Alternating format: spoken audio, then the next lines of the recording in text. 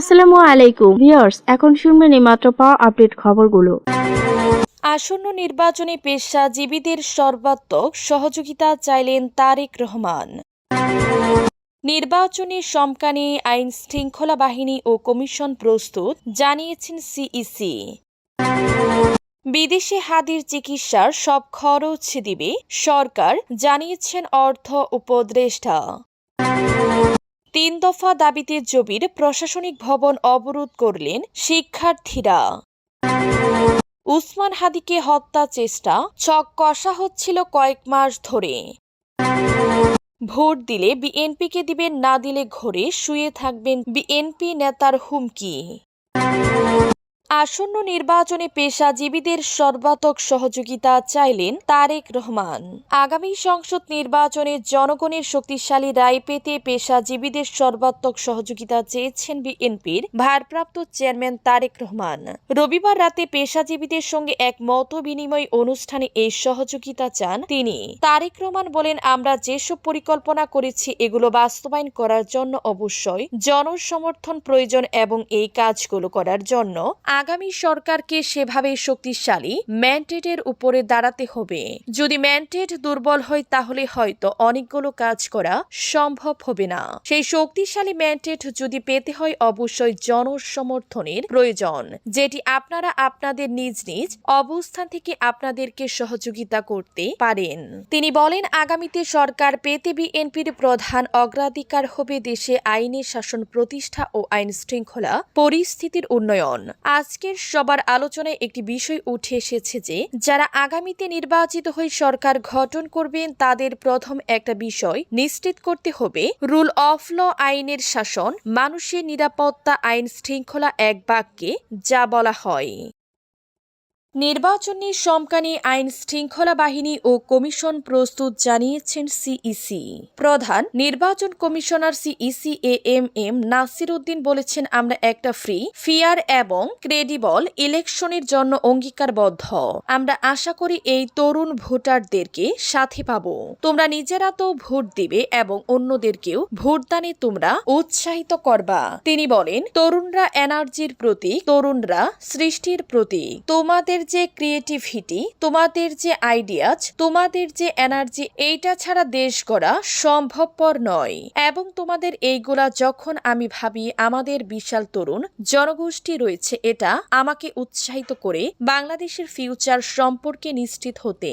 সোমবার রাজধানীর গুলশানে ইউথ ভোটার অনুষ্ঠানে এসব কথা বলেন সিইসি। তিনি বলেন, এই নির্বাচনটা আমি বলে থাকি এটা একটা ঐতিহাসিক নির্বাচন। কেন ঐতিহাসিক? এই প্রথমবারের মতো আমরা পোস্টাল ব্যালটের মাধ্যমে আমাদের প্রবাসী বাংলাদেশিদেরকে ভোটের আওতায় এনেছি। গত 54 বছরে হয় নাই এ প্রথমবারের মতো যারা ভোটদান প্রক্রিয়ায় জড়িত থাকবে। প্রায় 10 লাখ কর্মকর্তা কর্মচারী জড়িত থাকে। আইন শৃঙ্খলা বাহিনীর সহ তারা কোনোদিন ভোট দিতে পারত না। তাদের ভোটের ব্যবস্থা করছি আমরা পোস্টাল ব্যালটের মাধ্যমে। বিদেশে হাদির চিকিৎসার সব খরচ দিবে সরকার, জানিয়েছেন অর্থ উপদেষ্টা। ইনকিলাব মঞ্চের আহ্বায়ক শরীফ ওসমান বিন হাদির বিদেশে চিকিৎসার সব ব্যয় অর্থ মন্ত্রণালয় বহন করবে বলে জানিয়েছেন সালেহুদ্দিন আহমেদ। সোমবার 15 ডিসেম্বর সরকারি ক্রয় সংক্রান্ত উপদেষ্টা পরিষদ কমিটির সভা শেষে সাংবাদিকদের প্রশ্নের উত্তরে এ কথা বলেন তিনি। অর্থ উপদেষ্টা বলেন, দেশের রাজনৈতিক পরিবেশ সন্তুষ্টজনক, এটি আবারও স্থিতিশীল হবে। নির্বাচনী ব্যয় নিয়ে কোনো সমস্যা হবে না। আগামী নির্বাচনের জন্য নির্বাচন কমিশনের চাহিদা অনুযায়ী প্রয়োজনীয় অর্থ বরাদ্দ দেয়া হবে।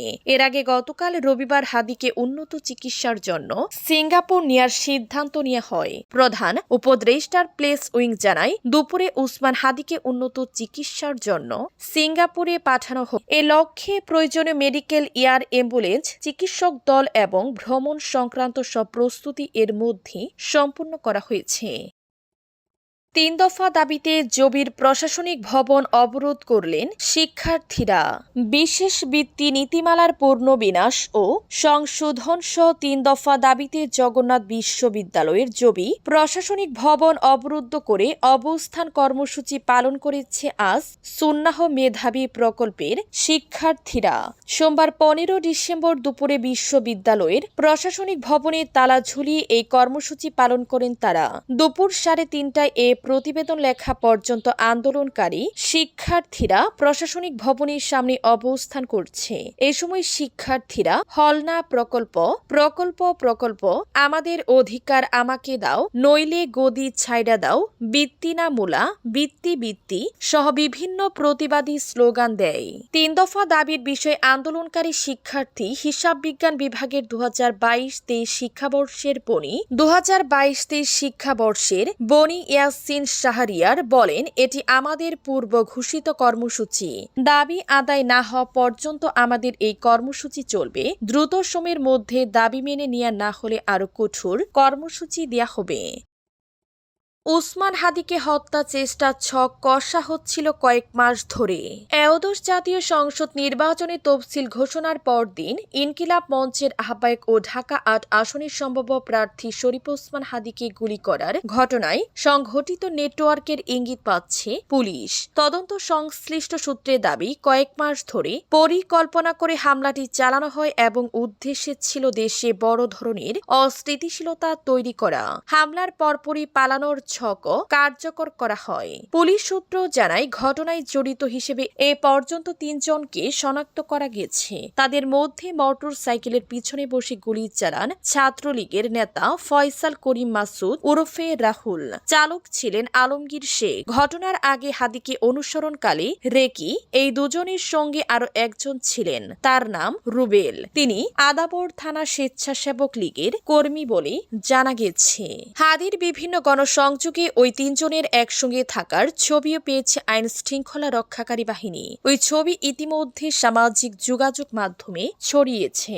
এই 3 জনই আওয়ামী লীগ সংশ্লিষ্ট রাজনীতির সঙ্গে যুক্ত বলে পুলিশ জানিয়েছে। ভোট দিলে বিএনপিকে দিবেন, না দিলে ঘরে শুয়ে থাকবেন, বিএনপি নেতার হুঁশিয়ারি। আপনারা ভোট দিলে বিএনপিকে দিবেন, না দিলে ঘরে শুয়ে থাকবেন, কিন্তু আপনারা আমাদের চোখের সামনে দিয়ে ওই জামায়াত রাজাকারকে ভোট দিবেন আর আপনারা বাড়িতে শান্তিতে থাকবেন, ওই শান্তিতে কিন্তু আমি থাকতে দিব না। গত শনিবার উপজেলার বাংলাবাজার এলাকায় ব্যক্তিগত কার্যালয়ে এক নির্বাচনী সভায় বক্তব্যের সময় এ কথা বলেন শরীয়তপুরের নড়িয়া উপজেলার বিএনপি সাংগঠনিক সম্পাদক মতিউর রহমান ওরফে সাগর। এই সংক্রান্ত একটি ভিডিও সামাজিক যোগাযোগ মাধ্যমে ছড়িয়ে পড়েছে। স্থানীয় সূত্রে জানা গেছে, নড়িয়া উপজেলা ও ভেদরগঞ্জ উপজেলার সখীপুর থানা নিয়ে গঠিত শরীয়তপুর 2 আসনে প্রাথমিকভাবে দলীয় মনোনয়ন পেয়েছেন জেলা বিএনপির সভাপতি শফিকুর রহমান। অন্যদিকে জামায়াতে ইসলামী থেকে ডক্টরস ফোরামের সাধারণ সম্পাদক মাহমুদ হোসেনকে মনোনয়ন দেওয়া হয়েছে। শনিবার রাতে উপজেলার বাংলাবাজার এলাকায় নিজের ব্যক্তিগত কার্যালয়ে বিএনপির প্রার্থীর পক্ষে একটি নির্বাচনী সভা করেন বিএনপি নেতা মতিউর রহমান। সভার বক্তব্য নিজের ফেসবুকে লাইভ সরাসরি সম্প্রচার করেন।